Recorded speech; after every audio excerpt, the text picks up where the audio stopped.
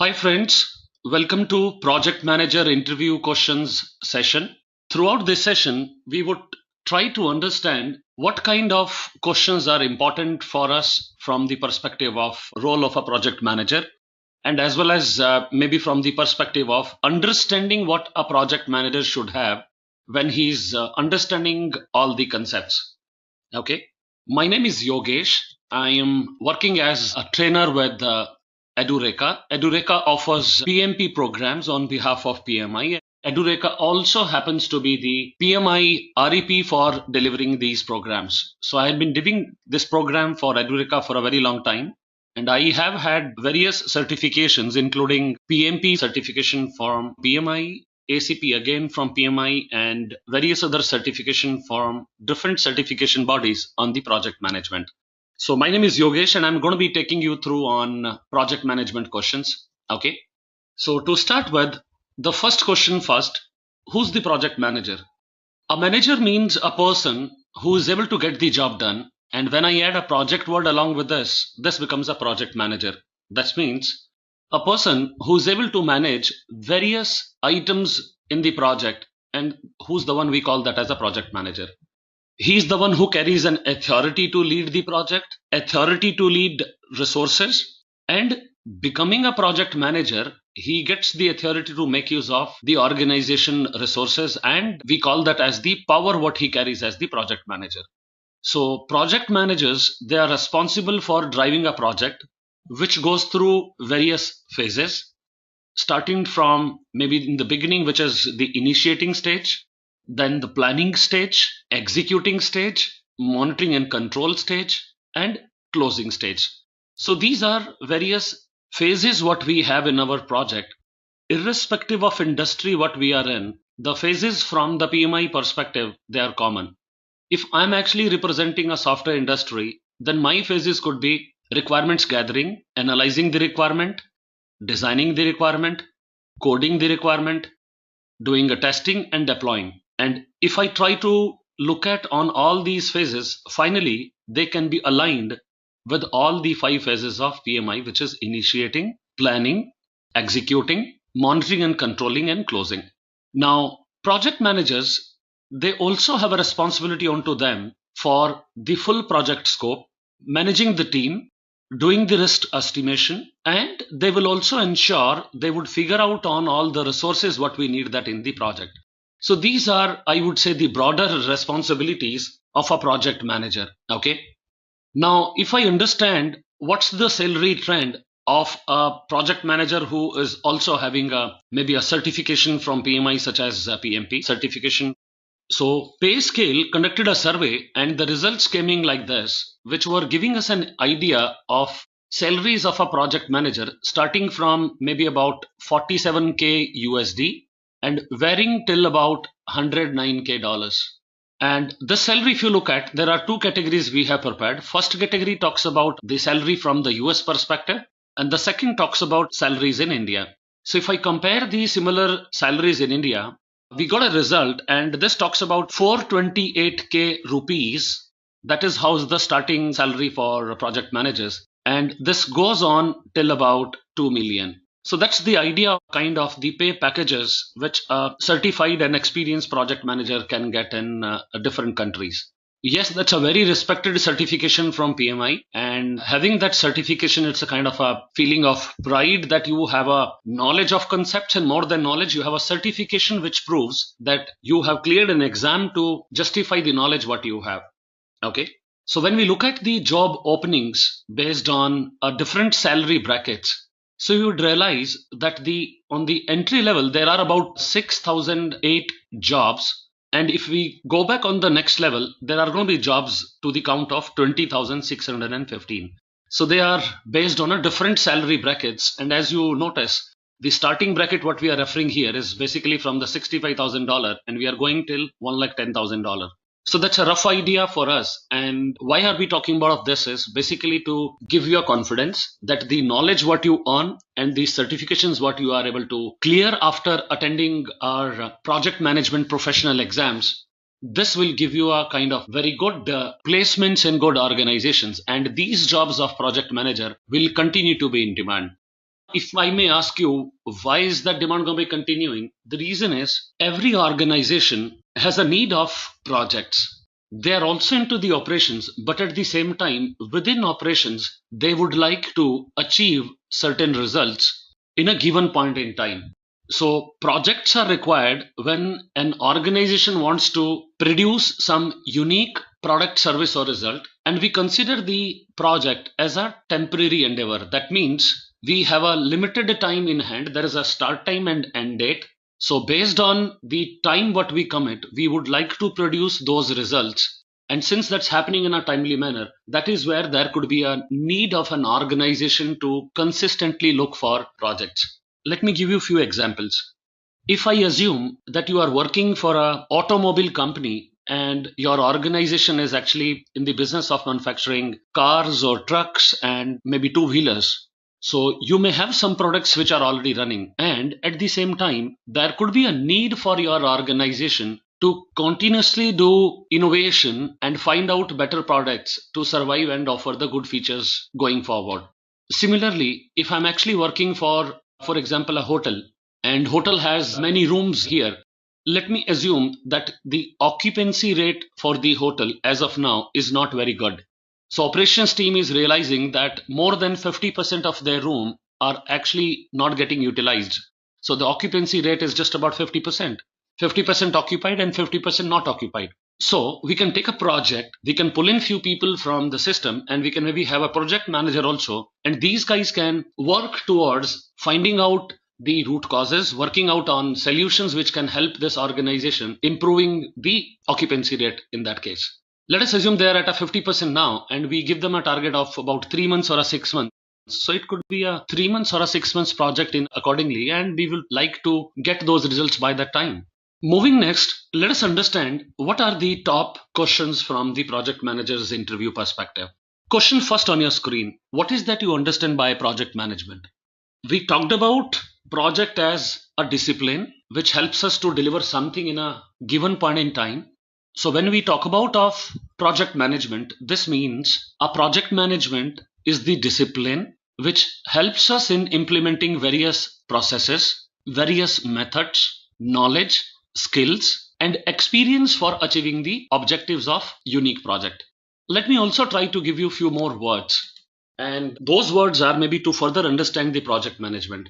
So project management is all about using the knowledge what you have, following 49 processes, which are part of our PMBOK guide 6th edition, which carries 10 knowledge areas, which also carries 5 process groups.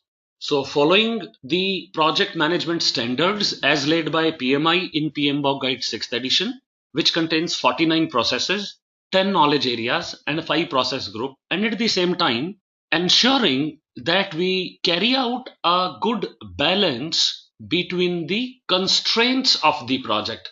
So there are 3 main constraints in a project.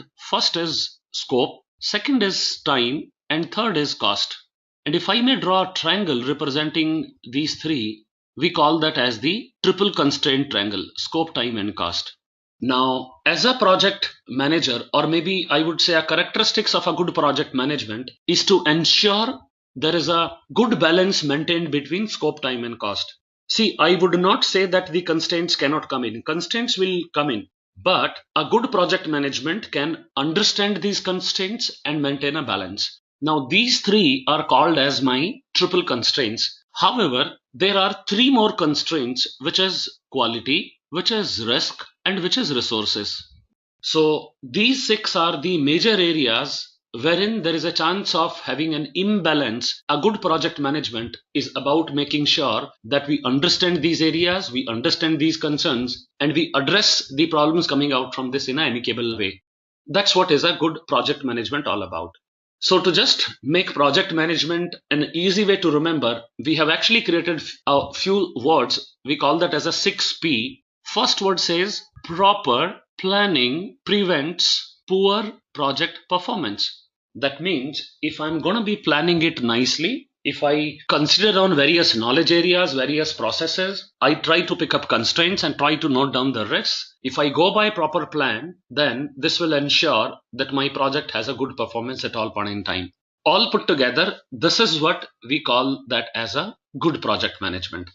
Got it? Hope you have got a clear idea on project management. Okay, we'll move next. Next question we have is a question which talks about of what's the difference between project, program and portfolio. These are the terms we are using that on a day in, day out. But when it comes to figure out the difference, lot many of times we get a jumbled up response. So it's better we have a absolutely clear picture of all these three words. Let me start with the first thing first, which is project. So what's a project? Project is a temporary endeavor which is undertaken to produce unique product, service or result or a solution. And when we talk about of temporary endeavor, as we said, that means there is a definite start time and there is a definite end of the project. Then comes a program. A program basically is a group of interrelated projects. Interrelated project could also means that there is a dependency what we have between them. So when the projects have a dependency between them and they are able to produce some collective benefit. So for a program, there are three things what we are referring. First, that it should be interrelated projects. Second, we are talking about of they have a dependency among each other. And third, we are talking about of collective benefits. The collective benefit is kind of a benefits which not available if the projects were to be executed separately. So that benefit can only be derived in when all the projects are combined together. So that's the definition of a program. So to sum up, it is the collection of interrelated projects which are dependent, which are related, and which are producing some collective benefit which cannot be produced otherwise. Third, we have a portfolio. Now, portfolio can be a collection of projects or sub-projects or programs. So it could be a combination from project, sub-project or program, and that is what we would call that as a portfolio. In few organizations, I have seen they also include operations in the portfolio. However, that's optional for people to consider. So in portfolio, we do not talk about of the mandatory things such as interrelated, dependent and collective benefit. These three items which are mandatory for a program are optional in the portfolio. So the way I'm going to be putting up the definition of portfolio is like this. A portfolio is a collection of projects, sub-projects or program which may or may not be related, which may or may not be dependent, which may or may not be able to produce collective benefit. So that's the definition of a portfolio for us. Okay.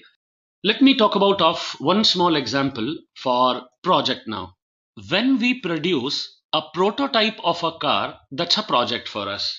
Why it is project? Because it's a unique output what you are producing. It's a unique product. Prototype is not getting produced everyday basis. It's like one unique product which you are trying to showcase. Okay. The prototype of the car what we have produced, first time when you produced is a project.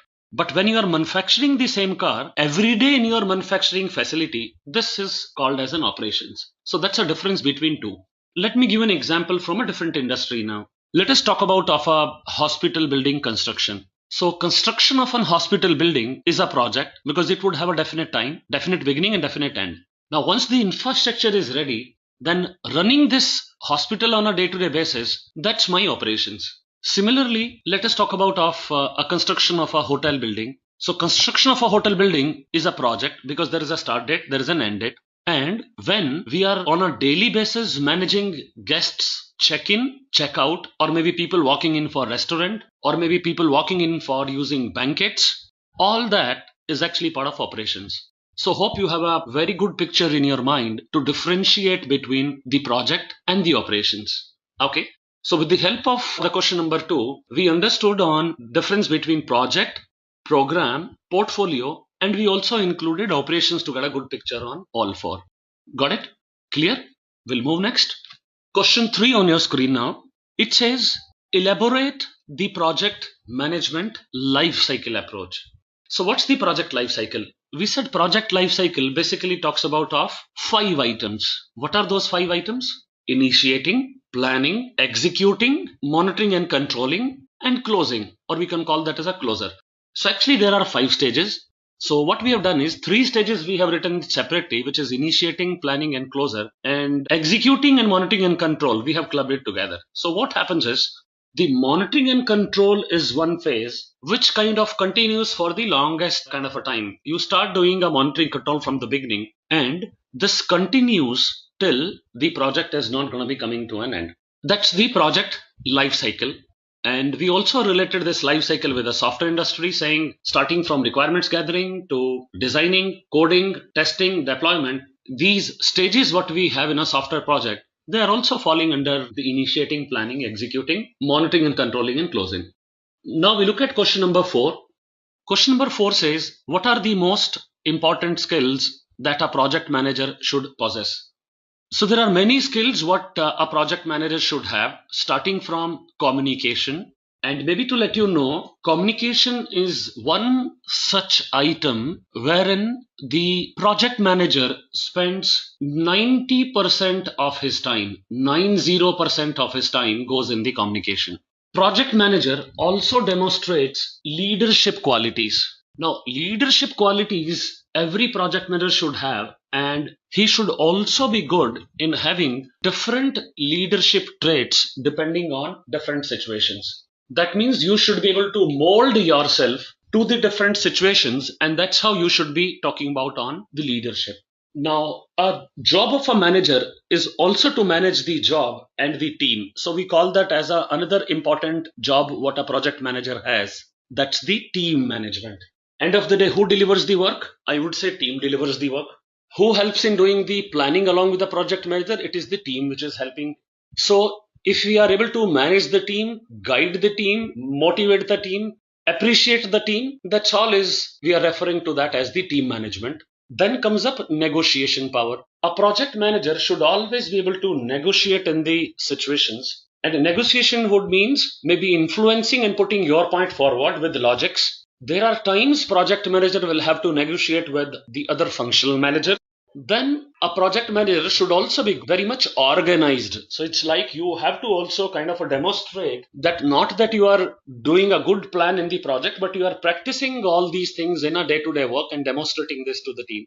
Then comes up the risk management. Since project is bound to get many constraints, you should be able to identify what could be the possible risk, and at the same time you should also be able to plan for the right response pertaining to those situations, those risks. So these are few of those skills which are expected to be there with the project manager. Okay, look at the next question now. What's the next question? It says, how will you start your job as a new project manager?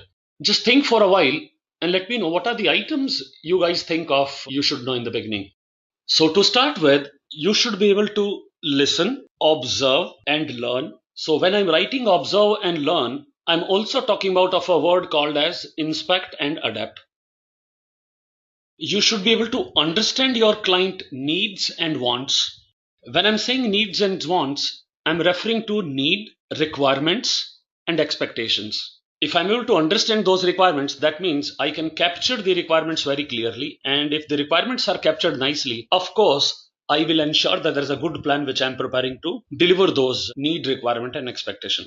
Now, the problem happens when you are not able to understand the requirements in the beginning clearly. And at the same time, you are not communicating well from the perspective of communication between the customers and the project manager. If there is a gap here, this gap will travel in your planning. And finally, there are going to be a lot of change requests in the project. So it's better to get the very clear idea on needs, requirements, and expectations of the customer. Third thing, know your team and their personalities. Everybody is good in some area. If I understand my team better, if I understand their strengths, if I understand their weakness, I can actually plan it much better to ensure they deliver their best and complement each other for the project requirement.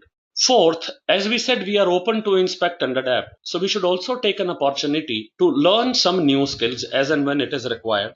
Then comes up helping out around the workplace. It's like you should always look at how we can help the other people and the people in my project as such.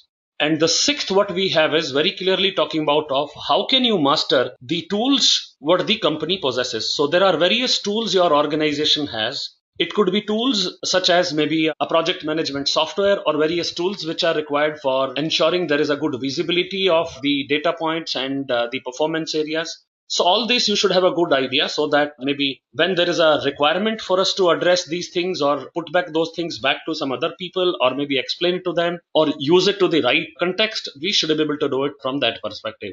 So these are the bare minimum things we expect a new manager should be open to grab and pick up. Okay, we'll move next now. Question 6 now, which says, how will you prioritize tasks in your project?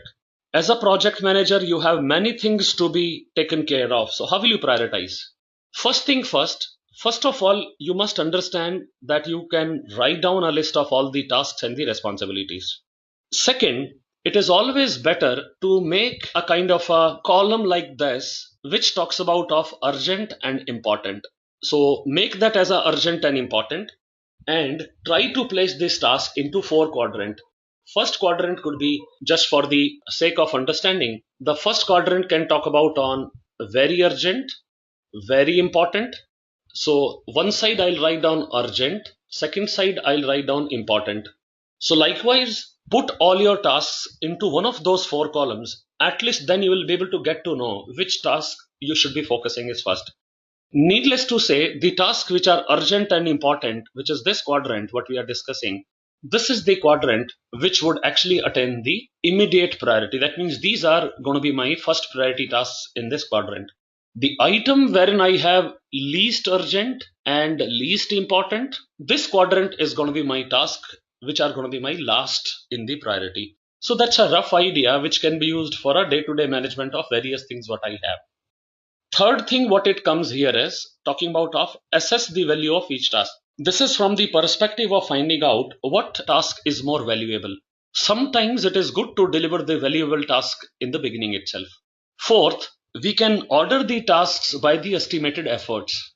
Few times what we have seen it practically working very much fine is that the tasks which are quite risky or maybe having a technical concerns, it's better to take those tasks in the beginning itself. It's like I'm trying to deliver the complex tasks in the beginning and then trying to go over for the remaining tasks. So we can always order the task by the efforts which are required. Okay. The fifth says stay flexible and ready to accept. Now, when we are doing a prioritization, we should not be making our schedule so heavily packed up that there is no scope for any change or any flexibility. So there has to be some space to accept new things, because what's happening is market is pretty dynamic.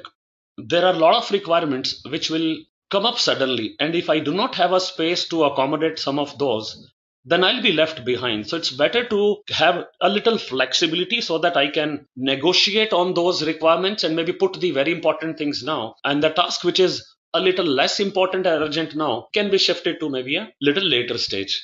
And sixth is the most important, which says please learn or know when to say no. Saying yes to a new requirement is very easy, but this will add up, increasing the tasks that you have in a queue. So it's better at some point in time, if you feel like that there cannot be other loads which can be added up, it is good also to say no in the beginning. See, saying yes and not delivering would also create a bad picture. So it's better to say no in the beginning so that the other person understands that maybe you are packed up with few things as of now, and maybe as and when there is an opportunity comes up for some space, you might pick up. But for the moment, I can't take this activity. So that's the question number 6 for us. Let us go forward and talk about the next question now. Question 7. Question 7 is, please understand what kind of leadership style you have. Sometime back, I said there should be a good flexibility in terms of adopting different leadership styles. So we are talking about a few leadership style here. So style should be picked up depending on what situations we have. So let us talk about of this style, which we are referring to that as supportive, coaching, delegate, tell. So there are many styles what we can adopt. A supportive style, for example, will be very good when you wanted to have high dependency on the team and you want to make them to take a decision on. Supporting means you will support them in taking a relationship. You will support them in getting the job done, but you would not try to impose maybe your authority into it. So supportive kind of a role is supposed to be very good, wherein team feels like as though you are going along with them and you are giving them a kind of a little independence also in taking up the decisions. Okay. The second category we call about that as the coaching category. In coaching, we say it is we talk, but I decide. That means I will educate you on how job has to be done. But at the same time, I am going to be taking a decision on how things need to be done. So this is basically specially done for the task, which I call that as a high task and high relationship. When the tasks were low, we had actually preferred asking them to take up the decision. Okay. Then comes up the third category wherein we talk about of a delegate kind of a style. So when you understand it is low on relationship and low on task, it is a better thing to allow team to take independent decisions.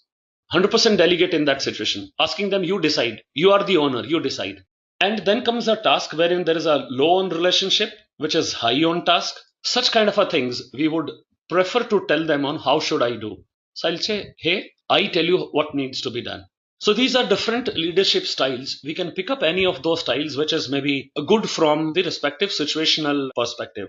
End of the day, we would like to ensure that the team stands motivated, teams should feel like they are involved, and at the same time, job also has to happen with good progress. Okay. So with this, we now look at the next question. Next question we have is, what's your ideal project? When you are answering this question on what's the ideal project, there are a few questions that should go into your mind. And those questions are, what kind of a work you enjoy the most? How much creativity you would like to show? Are you okay to work under deadlines? Or maybe you are able to work under deadlines much better. How comfortable you are when you are trying new things on a project. Are you okay to receive full credit for your work yourself, or you are okay to share credit with others? Are you getting the credit from the people already, or you feel like there is a challenge and you are not given adequate credit of the work what you are doing? Last not the least is like, are you okay with working as a part of a team? Or you would like to work as maybe a self-support kind of a role wherein you want to work as one person. Maybe you are not good to go along with many people. So figure out, these are many things which will give us an idea on very clearly relating to what is the ideal project for us. Okay. Next question, which talks about of what are the various processes and process groups in the project management framework. So when we talk about of various processes and process groups, so in total, there are 49 processes and there are 5 process groups. Let us start with getting to know the definition of a process. A process is a defined way of doing tasks involved in a project. It defines the actions to be taken along with their sequence. In other words, a process can also be taking certain inputs, processing them with certain tools and techniques, and producing an output. That's also a process. Let us consider preparation of tea or preparation of coffee. That's also a process. You have few inputs, which are few ingredients, and you are taking a decision basically to ensure that you are following those processes and you are able to produce some output. So that's also a process. So what are process groups? There are 5 process groups starting from initiating, which is the beginning phase we have, then planning, then executing, then monitoring and control, and closing. So there are 5 phases we have. The first phase when we start is the initiating, and the last phase when we exit is closing process. So the process is like developing a charter, identifying the stakeholders, all that is part of initiating, whereas planning for scope, schedule, cost, quality, resources, communication, risk, procurement, stakeholder. Planning for each of those items is basically part of my planning processes. In execution, we execute what has been planned, and monitoring and control, as the name says, we do a consistent monitoring and close to ensure whatever got planned, we should check our current performance levels from the planning and ensure there are actions taken to meet the performance objective and the plan which has been already signed and approved. What kind of actions? These actions could be preventive actions. These actions could be corrective actions. And these actions could be repair actions to ensure needful is done so that I meet my plans, and especially pertaining to plans such as cost plan, cost baseline, scope baseline, schedule baseline. Okay, so that talks about of the various processes and process group. Every knowledge area has its processes. So there are 10 knowledge areas. So develop project charter is a process. Estimate cost is a process. Creation of a work breakdown structure is a process. Collecting requirement is a process. Planning risk response is a process. Identification of risks is a process. So these are various processes which we have. They are aligned with 5 process group and they are also aligned with 10 knowledge areas. Okay.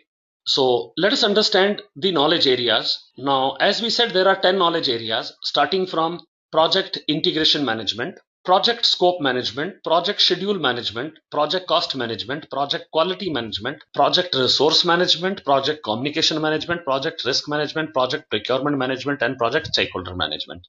So the all processes what we have, they are primarily part of each of the knowledge area. Let me give you a few examples. A process called develop project charter is part of my integration management. A process called close project or close phase is also part of integration management. A process called create work breakdown structure, collect requirement is part of project scope management. When I wanted to estimate the duration, that's part of my schedule management. When I wanted to find out my cost baseline, estimate cost, that's part of cost management. When I wanted to control quality, when I wanted to manage quality, that's part of quality management. In resource management, we have processes such as acquire resources, manage team, develop team. In communication, we have processes such as plan communication management, manage communication, monitor communication.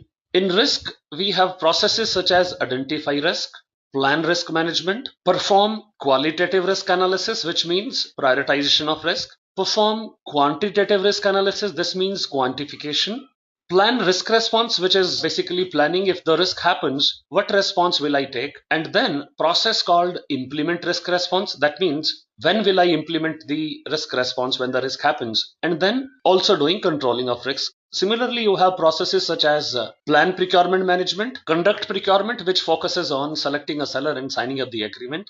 And in the stakeholder management knowledge area, we have processes such as planning for stakeholder engagement, managing their engagement, monitoring their engagement. So that's how these processes are lined up with the knowledge area. And these processes are also aligned with reference to 5 process groups we have. So that's the alignment of the knowledge area and the process group and the processes. Okay, got a good picture? Okay, we'll move next. Next question what I have is, how would you handle a difficult stakeholder involved in your project? See, in project you may get many stakeholders, some with high authority, high power, low interest. Some will be having high interest and low power. Let us understand how do we handle it. So first of all, please accept the authority whatever they wanted to impose. Let us not bring in any debate or a fight. Second, please remove the emotion quotient from your mind. Look at all the items what are being asked or whatever requirements is coming into you. It is coming into you because you have a role of a project manager. So remove any negative emotion. Third is understand what's the issue. Fourth is ask for advice if required. And patient listening is something which is very important. Listening carefully is very important. Fifth, we have to be tactful. We have to be honest with our decisions. Whenever there is a chance, please praise the stakeholders. Everybody loves the appreciation. So it's better to appreciate when there is a time and you know something good has happened. It is good to appreciate. And we should always try to look at establishing the connection, the relationship. And when it comes to the communication, we should be open to customize our communication to suit to the requirement. It should not be a same communication going to all, because depending on different levels of stakeholder, our way of putting the message forward has to be different. So we should be able to customize the communication based on the needs. Have you heard of a word called RAID, R-A-I-D in project management? RAID in project management is just kind of a idea for keeping 4 words in your mind, which is R stands for risk, A stands for assumptions, I stand for issue, and D stands for dependencies. Now let me differentiate between 2 words in this which are generally confusing. The word risk is about a probability of an event to happen in future. So it's like an item which is uncertain now and you are saying there is a probability that this event may happen in future. So risk is all about probability and impact. The uncertain condition what we are discussing that can arise in the future, this is what we call that as a risk.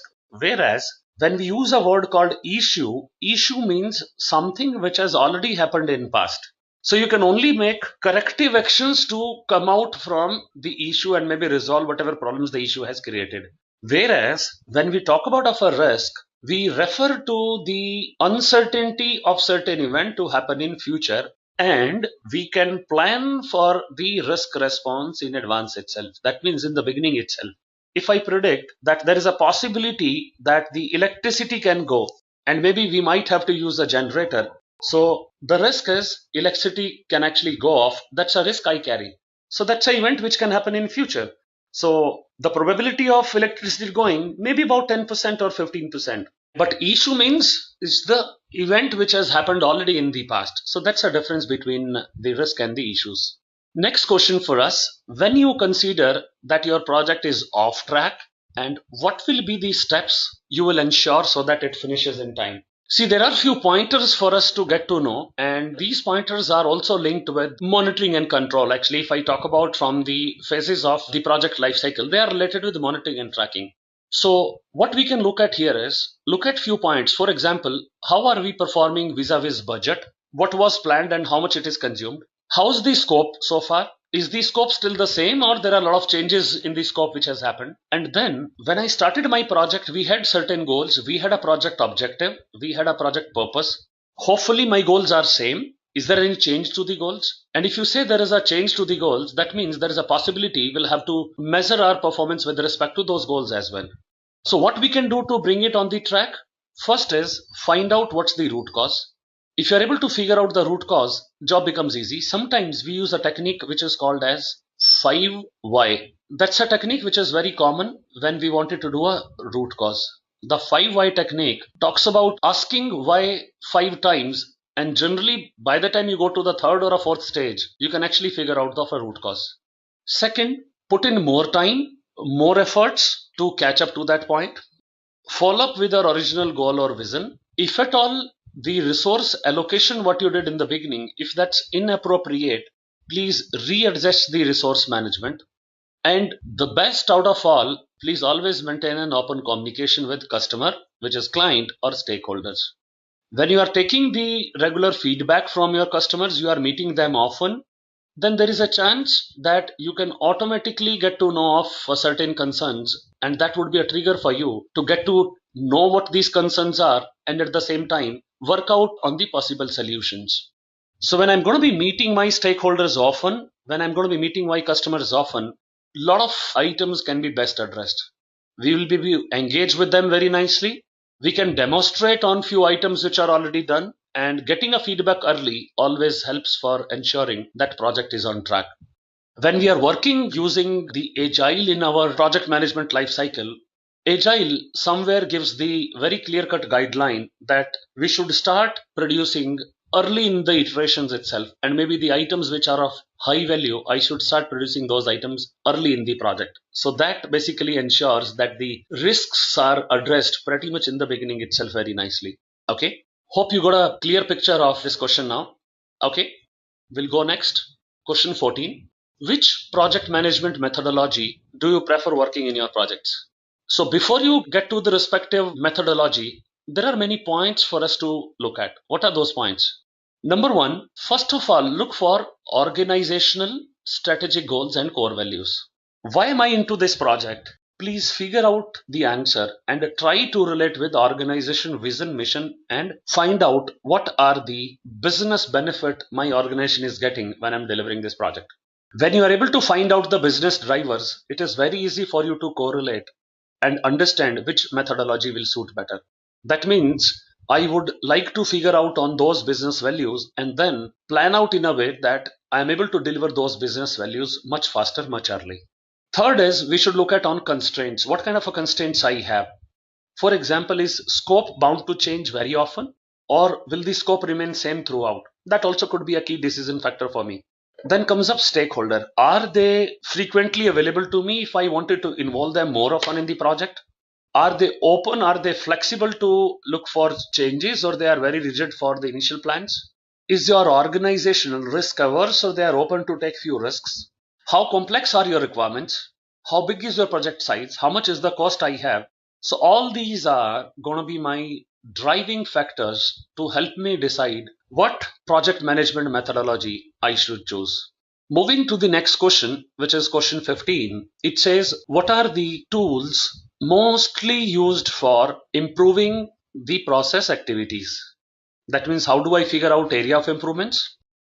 So the major tools what are used in the industry, the first of all, which is a very common tool used in the project management, is basically comparing and baselining a process. Now, what is baselining? Baselining is approved plan on the respective knowledge area such as scope, time and cost, wherein I have considered all perspectives and prepared my final plan. Now, the moment I use a word called baseline, this means my final costing or my final scope or my final schedule, that's now got it approved and signed by the management. What this means? This means now going forward, any change to be done for this base document or a baselined document would have to undergo a change request process. That means after the baseline is done, I should go back to my change control board and then asking for permission and maybe giving the requirements to them for any change what is required. So simply speaking, authority of changing anything in the document goes from project manager hands to the management after the baselining is done. So what we would like to do is we would like to compare our current progress from baselining, and that is where I can check how am I performing. So basically the tools could be on comparison, basically an alternative analysis, it could be a earned value analysis, it could be a trend analysis. So these are various tools I can be using it to compare my performance and look for the improvements. Then comes flowchart. Flowchart is systematic representation of flow of a process. In flowchart, there are decision boxes as well. So every decision box can be an idea for me to trace back and look, is there any improvement required from there. Third comes value stream mapping. Value stream mapping focuses on the stream, focusing on the items or activities which are actually generating value for my customer and for my organization. So we should always put focus on items which are on value stream mapping. And if I'm able to focus on those value stream mappings, that means I can figure out of how fast, how better can I produce the value for my client. Then comes up cause and effect analysis. The purpose of cause and effect analysis is to find out what are the possible root causes. A very common diagram which is used with cause and effect is called as Ishikawa diagram, or that is also called as fishbone diagram. This diagram was created by a Japanese whose surname was Ishikawa. That's the reason this is called as Ishikawa diagram. So Ishikawa diagram has a structure very similar to a fish, wherein bones of the fish are representing the various causes which are leading to a problem in the specific situation. And there could be a possibility of using the hypothesis testing as well. So these are some of the tools which we can use it to improve the process activities. Next question for us is, how will you manage the team members who are not working to their full potential? There are a lot of people who have a capacity to deliver better, but they are not doing. What can you do? First of all, please avoid any kind of emotional confrontation with those people. Second, encourage them to think, find out other natural ways. Third, try to figure out on how can we involve them in decision making abilities. Fourth, expand the performance tolerance threshold. This is for time being to ensure that to give a chance for them to come up, let them feel like they are able to deliver something which is also appreciated at the same time. Then understand what motivates them. When you motivate somebody, the motivation travels for a longer time. Sometimes lack of motivation also kind of relates to a behavior like this when people do not deliver their 100%. Sometimes we'll have to show them the value what they carry, the career paths they have, the importance of job what they are going, how this can benefit to them. So we'll have to show that kind of a path. And we need to tell them that where they are fitting in the company's mission. So maybe in future when the company is also growing, they would also get a good space if they are delivering it very well. And then there could be a process of maybe doing a follow-up with those guys, follow-up and a feedback. Rather, instead of feedback, I would prefer a word called feed forward. So learn from the past and give them the directions which can be used for improving their delivery. As and when there is an opportunity, please find out an opportunity to reward them, appreciate their improvements. And once that's done, that means you are allowing people to grow in their ladder. And there are a few cases you should get ready to allow them to go out from the system as well. Of course, that would be my last preference, but I'll try to first see if maybe we can bring this person back to deliver his best. Question 17, it says, being a project manager, how will you gain your team agreement for results? It's like, how are you going to be collaborating? First of all, make the expectations very clear from the beginning. Have certain achievable milestones, what people can achieve. When they can achieve, they can get motivated, they can feel happy. At any point in time, it is always better that I take decision by including all team members whom I have. So that means along with the collaboration, I am able to maintain a better trust with the team. It is better that we set up certain ground rules, agree with the terms with the team, and at the same time, we should always know about the accountabilities. If you remember, there is a small document in our resource management module called as RAM. This document is called as Responsibility Assignment Matrix. This document talks about four items mainly, which is responsibility, accountability, consulting, and informative. So when I talk about of any activity, I must ensure that I'm doing few meetings to check on the accountability. A stands for accountability here. So make people accountable for what they are doing. And once you make somebody accountable, you'll be able to find out good commitment coming out from them. So when you are making somebody accountable, he will get to know that my performance is being seen and monitored. There is a chance improvement would be feasible. And there is a saying that once you can measure something, you can always bring in the improvements. The challenge is when we don't measure. And we can measure once we make somebody accountable. So find out certain meetings which are meant for showing the outcome or the results and the consequences. And in case there are any conflicts, please ensure those conflicts are resolved. Going with the conflict for long would never be a good idea. Okay, we'll move forward. Question 18. What's a fishbone diagram? Fishbone diagram is also called as Ishikawa diagram. It is also called as cause and effect diagram. Why there are different names given to it? That's also a story. Fishbone diagram was invented by a Japanese whose name is Kaoru Ishikawa. So Ishikawa was the surname of that person. So that's the reason this diagram is also called as Ishikawa diagram. What is the purpose of this diagram? This diagram helps us to find various causes which are having an impact when a problem is ascertained. So in order to find out what are the root causes, we refer back to an Ishikawa diagram which focuses on man, material, machine, method, mother nature, which is environment. So basically I'm using 5 items starting with, which gives me a broader idea. The problem can pertain to manpower, could be method, could be environment I'm working with, could be the material, could be the procedure.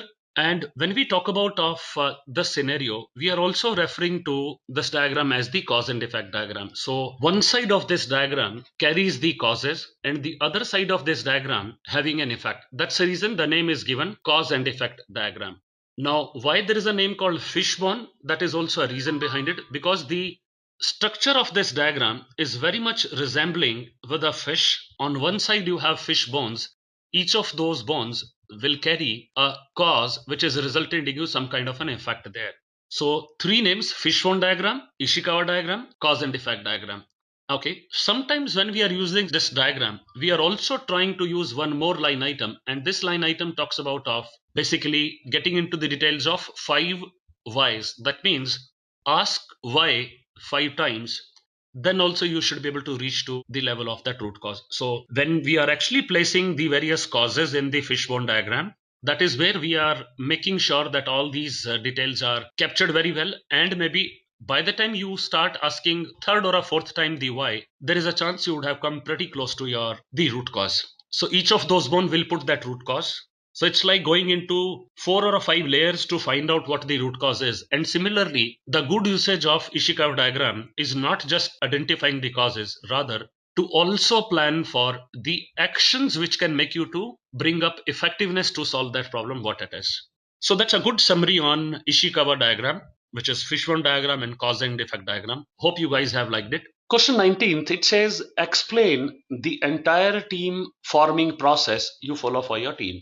So this comes in from a ladder which is called as Bruce Tuckman's ladder of team building. What this guy mentioned is that in the beginning, when you start the project, there is a new team. They are forming. So first stage is forming the team, forming engagement between them. Under forming stages, the project manager's behavior should be directing. Why directing? Because team is new. They need directions. So it is going to be directing behavior. Then comes storming. Storming, as the name implies, there is going to be a heated debate. There is going to be an attitude clash between the team members. So storming stage refers when people have arguments between them. This is the stage when, as a project manager, I can work as a mentor or I can work as a coach. As a mentor and coach, I can actually give them a guidance. Third stage what I have is called as norming. Norming is a stage when people realize that, hey, project is a temporary endeavor. It is better to complement with each other rather than compete. And in the norming stage, it is assumed that people have understood that attacking the personalities should not be a good thing to go. Rather, it is good to work aiming for project benefits and delivering the best what we can as the team. Under such circumstances where team has understood and they have stopped getting into the arguments, heated arguments, let me say that stage is a stage where a project manager can be supportive of his behavior. You should support them because they have understood that conflict cannot take them for long time. Fourth stage I have is a performing stage, and that is supposed to be the best stage we have in all 5 stages. That's the stage when team has understood, team has started performing, they have started complementing each other. In this situation, I can basically delegate more and more job to them, and you'll be able to see the results coming in from the team. And then comes up the 5th stage, which is more or less towards the end, talking about of relaxing. The name is that journey, and the meaning is relaxing, thanking, acknowledging. It's like when project comes to an end, we would like to preferably end this on a positive note. That's the 5th stage of adjourning, wherein my behavior should be thanking and acknowledging the efforts made by every team member. So these are the 5 stages, and these stages were created by Bruce Tuckman, Tuckman. Tuckman is popularly known for all these 5 stages of team building. Okay, moving forward, we have what's the process of estimation in the 3 points estimation method. So 3-point estimation methods focuses on 2 items called as triangular estimation and also called as beta distribution. So triangular estimation is basically a simple mathematical average of 3 figures, which is P stands for pessimistic, M stands for most likely, and O stands for optimistic. So all these figures sum up, divide by 3. That's my triangle distribution. And beta distribution refers to weighted average of the most likely. Experts have realized that the weighted average, which is more weightage given to most likely and then dividing by weighted average, experts have realized that the estimates generated from the PERT distribution or a beta distribution, they are much better. The full form of PERT is program, evaluation, and review technique. I repeat, program, evaluation, and review technique. So PERT is the most preferred way in terms of getting into the estimation. So it can be done in another way. Let us assume that you have 20 team members team and you wanted to take a collaborative decision by including each one of them. So you can ask a question to them and let everybody reply, and whatever they are replying it, take a note of all the responses, arrange them in a descending or an ascending order, pick up the best case estimate, pick up the worst case estimate, and pick up the most likely estimate. Pick up all these 3, that becomes my pessimistic, optimistic, and most likely, and divide the same by 6. That is where you get the beta distribution. So we also call beta distribution as PERT distribution. So if I have to draw a kind of a graph to tell you what these estimations are like this. So this is like a triangular distribution, whereas when I talk about of a beta distribution, this is like this. So I'm covering up a bigger area here, and that is the reason that the beta distributions are actually supposed to be little better off. So this is like if I have to put these distribution figures mathematically, and that too in the form of a chart. Got it? So that's a way to look at on the 2 distribution techniques what we have throughout the project management. Got it? Hope you get a good idea on these items. Okay. Question 21. Explain the work breakdown structure and its effect on the work estimations of task activities. Work breakdown structure is a hierarchical structure as seen it on the picture. If I talk about of an organization breakdown structure, you have the top man of the organization in the top of the hierarchy, and then we have people at the various other levels positioned in the organization hierarchy chart. But here the word is work breakdown structure. This means the work to be done is basically written at the top, and then we would like to subdivide this work into many small layers till such time the work is not becoming small and more manageable. That's the work breakdown structure. Now, the way we divide that work, we would prefer to logically subdivide that work into the activities from the purpose of tracking, monitoring, estimation, execution. So that's the work breakdown structure. Coming on, difference between risk and issues. So hope you guys already know it, as we have discussed this in a portion before already. Issues are things of a past. Issues are something which have already happened, and we are now trying to find out solutions to come out from the impact what they have created. And risk, we said, it's a uncertain event which can happen in future. Risk can be positive or risk can be negative. Positive risks are called as opportunity. Negative risk is called as threat. And positive and negative risks both can come in my risk register. And when we do a process called plan risk response, we try to find out what could be a possible response if this risk happens in future. So that's about on risk and issues. Now, next question, why a project manager need to be proactive? See, if you are proactive, you can avoid, you can prevent a lot of issues to happen. Proactive managers have high chance of finding out the risk. If you find out what is a risk, it's better we take an action and the impact could be reduced. People who are proactive, especially the project managers who are proactive, they have a better control on their project. And when you know that this risk can happen, then you need not to hunt for some solutions, because we would have nicely planned that these are going to be some of my solutions I can take up. And when you are able to identify and plan for the response, of course, I can actually also take care of even finances also. If at all there is a money required to deal with those risks, I can actually keep that and make that as a part of my project management plan itself. So when you are proactive, you can always track and monitor your performance from the actuals what planned and maybe what's the number you are doing. And that's what, by the way, we do that job primarily into the monitoring and control phase. Okay. What's the difference between the risk impact and risk probability? Risk probability is basically a chance of a risk can happen, and impact is how much damage or how much costing, I would say. If it is a negative risk, I'll say damage. If it is a positive risk, I'll say how much benefit will be getting it from it. Okay.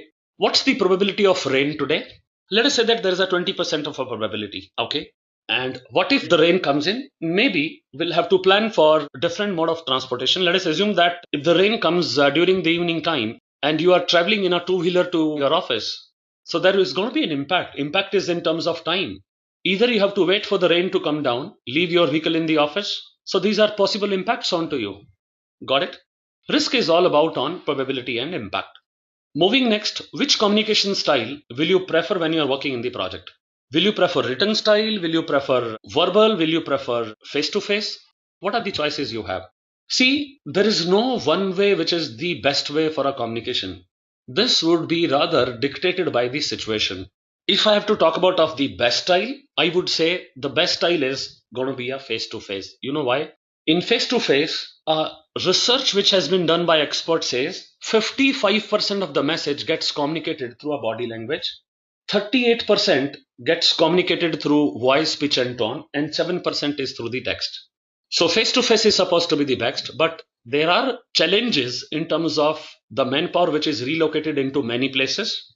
If the people are working from many locations and they are not sitting at one location at all, they are geographically distributed into many places. If that's the situation, that means the message is very clear. In those situations, we don't have a choice but to look for maybe a video conferencing or alternate modes of communication. When people are sitting at a distance, we prefer doing a written communication with them. Got it? And when it comes to another style, between interactive or maybe an offline, I would prefer an interactive style, basically a responsive wherein we can interact. You can ask questions, we can interact, we can get a feedback. And once you get a feedback, it is a kind of an acknowledgement that we are able to understand each other's message and able to put forward few questions and understand those topics. So that is what would the style which I'm going to be picking up from here. Okay. Next question, what do you understand by time and material contract? This is also called as a T&M. So T&M kind of a contracts wherein you depute, for example, a person 3 months at your client place and you will actually bill him for those 3 months. Your person may be working in a customer's environment as per customer's timelines. Maybe if customer works from a 9 to 6, Monday to Friday, your person may be working in that premise. So the time and material is basically kind of a hybrid kind of a contract which has some portions from fixed price and some portions from cost reimbursable. In general, the time and material contracts are easy to predict, easy to plan, easy to calculate, easy to forecast. And it is easy for us to know what duration I have to put forward for few resource, and accordingly I'll be charging for it. Now, such kind of contracts are popular when we are not able to estimate the exact project size, or sometimes we know that few requirements might change at a later stage. So it's better to take and maybe pay on a person basis, time and material basis, rather than maybe getting into the requirements, because requirements are not at all clear in the beginning. So that's the T&M kind of a contract. Software industries generally, when they depute their people, they prefer using it. Next question on the screen. What will you do if any of the customers is not happy with the quality or results of the product by the end of the project? Means when you deliver your product, the customer is unhappy. What do you do?